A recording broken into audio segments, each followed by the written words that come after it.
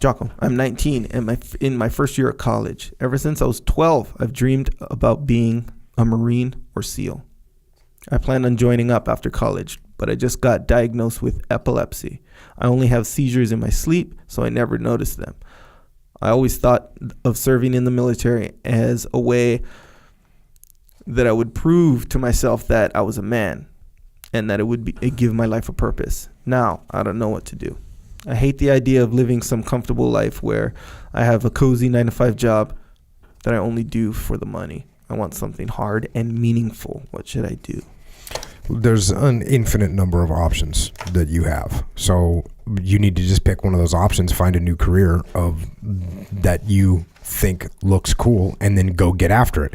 And you got to figure you don't want a 9-to-5 job. Cool. There's all kinds of jobs that aren't 9-to-5. Whether it's construction management or construction or gas oil or some kind of public safety. There's all kinds of things. I don't know if you can be a firefighter. I don't know if you can be a cop if you have epilepsy. I'm not sure. But there's all kinds of different jobs and careers. And there's jobs that are hard.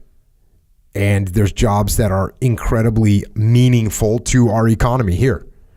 And the more you help our economy here, the more you help us have a positive influence in the world. So go and figure out what job you want to do and go crush it and go, build an empire and make a ton of money. And then if you want to, great, then you can support some veterans causes and you can give back that way. So that's cool. It's always impressive to me. We work with all kinds of different companies at Echelon Front. It's always so impressive to me when I meet people from every possible industry that you can imagine, and they're completely into their job. They are so into their job, they're fighting World War IX. Like, they're that into it. Sure. They're running intel, they're running operations, they're driving down. Every dollar matters, everything that they're doing. They're so into it, and it's awesome. Mm-hmm. And this is everything. This is every different industry. I see people like that. Now, not every person in every industry is like that. But if you find something that you're interested in and you jump in there, and that's going to be your vocation, right? Now, there's another part to this that is kind of, I guess, like in your head or whatever. And that's like some kind of hard living. That's not very difficult to come up with, right? Go start training jiu-jitsu. Go start training some boxing. Go start wrestling. Go do Muay Thai. Go start shooting. Go start lifting and seeing how strong you can get and seeing how powerful you can get. Go learn to hunt and learn to hike and learn to play guitar and learn a bunch of stuff. Become a force to be reckoned with. And the bottom line is being a SEAL or being a Marine does not prove that you are a man. There are plenty of losers in both of those organizations. And so you don't need some label to make you a man. That's not what makes you a man. Be your own man. Go out and conquer your part of the world.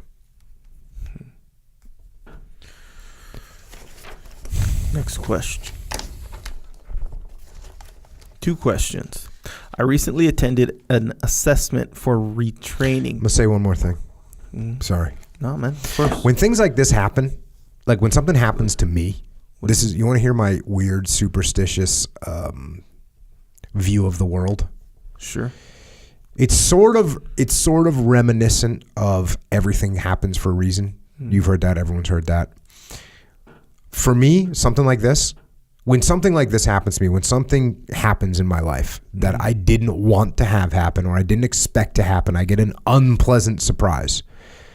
I look at it and assess it like, okay, this is happening so that something else, this is trying to prevent something else from happening to me that I would have been really catastrophic. I hurt my knee the other day doing jiu-jitsu, sure, doing wrestling. And on my way driving home, I'm like, you know what? This is preventing me from wrecking my shoulder in 2 weeks. Or the next night, I was probably going to wreck my shoulder, which is a catastrophic injury on my shoulder. Yeah. That's what was about to happen to me. Mm. And the powers that be Yeah. knew the only way to get me off the mat was to hurt my knee bad enough that it pulled me off the mat for a couple weeks. Yeah. So boom, there you go. Here you go, Jocko. You're welcome. Yeah. So something like this is an indicator, as far as I'm concerned, you have some bigger and better thing that you need to do. Yeah. Hey, it wasn't this. Yeah. That's cool. Accept it, like right on. Say thank you. Yeah. Because there's people that they it's not epilepsy that they have something that debilitates them from doing even things that you are capable of doing. So be stoked that this delivery came from wherever it comes from, whatever it is that you believe in, that this happened because it's putting you on the path. I guess that's what I'm saying. Yeah. It's putting you on the path. So who knows what you're supposed to do, but you're supposed to do something, because you're not supposed to be a SEAL. Yeah. You're not supposed to be a Marine. If you were supposed to be, that would have happened. It didn't happen. That's not a bad thing. That means there's some other door is going to open up big. Yeah. So that's the way I always look at injuries like that. Yeah, that's the most positive way I can look at injuries is, hey, I was going to whatever. I was going to rip apart Triple Threat on my knee in 4 days. Mm-hmm. So I just got a little ding to pull me off the mat so that doesn't happen. Yeah. Oh, I needed rest. Here's what you get. Boom. You're going to get this. Yeah, I'll have those thoughts too sometimes. Yeah. Like, it's kind of like, oh, I'm safe from injury because I'm already injured kind of thing. Yeah. It's like there that you weird, go. It's a weird feeling. Yeah, but that is true. And kind of like a lot of times too, and this is so good that this guy is, he knows already. I want to do something hard and meaningful. Yeah. Bro, how did he say how old he was? 19? 19. Man, 19. I didn't have. Yeah, like he's already on the path. Right, he's totally on the path. And, he's just discovering what doors he wants to, what doors are open, what doors are closed, whatever, and he's discovered, man, when I was 19, I didn't have no direction. Did I ever have the thought of, hey, I want to do something hard and meaningful? Did I ever have that thought? No, I did not have that thought ever. Maybe lifting weights or something like this, but yeah, man, that's good. So I think he's ahead of the game. Yeah, big man. Time. Yeah, there's no label that makes you a man. You do.